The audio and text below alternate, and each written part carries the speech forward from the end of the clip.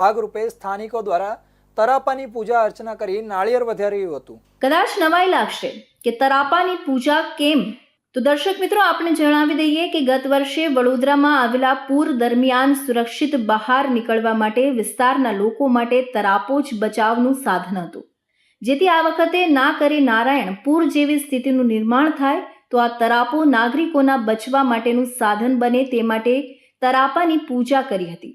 સ્થાનિકોનો આક્ષેપ છે કે ગત વર્ષે પૂર દરમિયાન પાલિકા તંત્ર દ્વારા જરૂરી સહાય મળી ન હતી, ત્યારે તેમને 10 થી 12 ફૂટ ભરાયેલા પાણી અને મગરોથી સુરક્ષિત બહાર નીકળવા માટે એકમાત્ર તરાપો જ હતો, જેથી સ્થાનિકો દ્વારા તરાપાનું પૂજન કર્યું છે.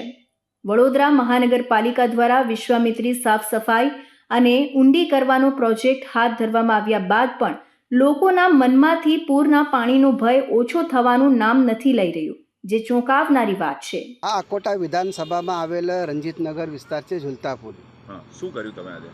અમે આજે તરાપાની પૂજા કરી છે, કેમ કે ગયા વર્ષે અમે જોયું હતું કે 12 ફૂટ પાણી અમારા વિસ્તારમાં હતું અને તંત્ર પાસેથી અમને કોઈ અપેક્ષા ગયા વર્ષે મળી નથી, એટલે અમે ના છૂટકે આજે વરસાદ પહેલાં જ તરાપાની પૂજા અર્ચના કરી અને પ્રાર્થના કરી છે. એક તરફ પાલિકા તંત્ર કહે છે કે ભાઈ બધું સારી રીતે ગોઠવાશે, બધું સારી રીતે થઈ રહ્યું છે, તો ભાઈ તમને કેમ પ્રોબ્લેમ થાય છે?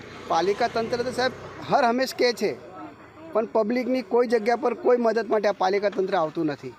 મદદ કરે છે ને?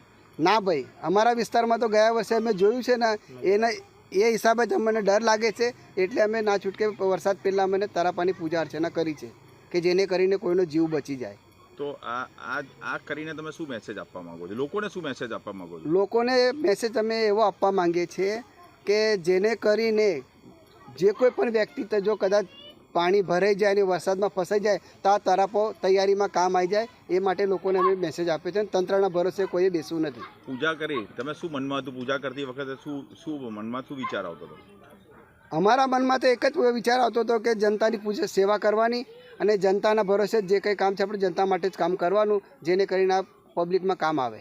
તમારા ધારાસભ્ય તો કહે છે સબ સલામત બધું પહોંચી વળાશે. હા, અમારા અકોટા વિધાનસભાના લોકપ્રિય ધારાસભ્ય ચેતનભાઈએ જો એક ક્લિપમાં કીધું હતું કે ભાઈ પૂર તો આવવાનો જ, તો ધારાસભ્યએ અમને કીધું છે તો એમને કીધું એટલે અમારે કામ કરવું જ પડે, એટલે જ વરસાદ પહેલાં જ અમે તરાપાની પૂજા અર્ચના કરીને અમે કામે લાગી ગયા છે.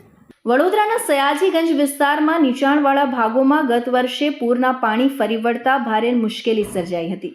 આ વખતે પાલિકા દ્વારા વિશ્વામિત્રી પ્રોજેક્ટની શરૂઆત કરવામાં આવી છે, પરંતુ પ્રોજેક્ટને લઈને લોકોનો વિશ્વાસ જીતવામાં પાલિકા તંત્ર નિષ્ફળ રહ્યું છે. આજે